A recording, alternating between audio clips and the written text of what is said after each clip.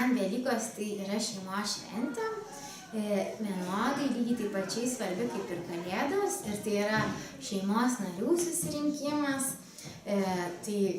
nuo seniausio iki jauniausio. Ir mes visą laiką laukiam tų Velykų, nes tikrai suvažiuoja daug, pasimatai su pusseserėm, kurių jau nematei kokius tikrai pusę metų arba metus, pamatai tetas, pamatai senelius, močiutes, ir be abejo tai būna visą laiką tokia smagi šventė ir visą laiką be abejo laukiam jos dėl to, kad tai kažkokios kaip ir tokios pradžios, vasaros, geros žinios būna tokia šventė. Ir labai norėtųsi, kad be abejo, kad kiekvienais metais tas stalas vis didėtų ir didėtų, tiksliau stalas didėtų ir prie jo sėdinčių žmonių daugėtų.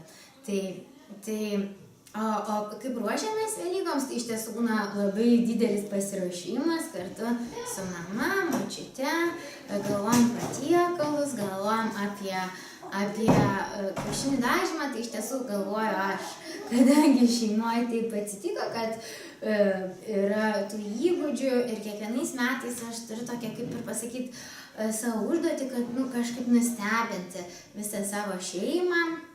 kokiegi šiemet bus tie kiaušiniai. Ir neturiu vienos tokios technikos kiaušinių dažymo, išbandau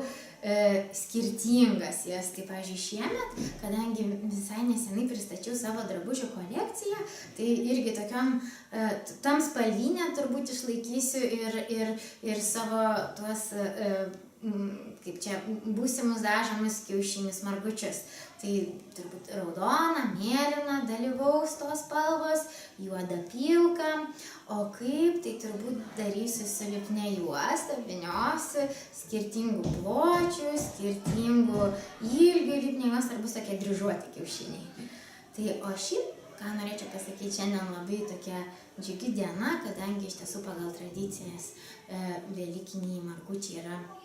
marginami ketvirtadieniais, tai pirmą kartą turbūt atsitiko mano gyvenime taip, kad iš tiesų ketvirtadienį tai ruošiamės ir labai džiugu, kad ruošiuosi su maltiečių vaikais. Ir ką norėčiau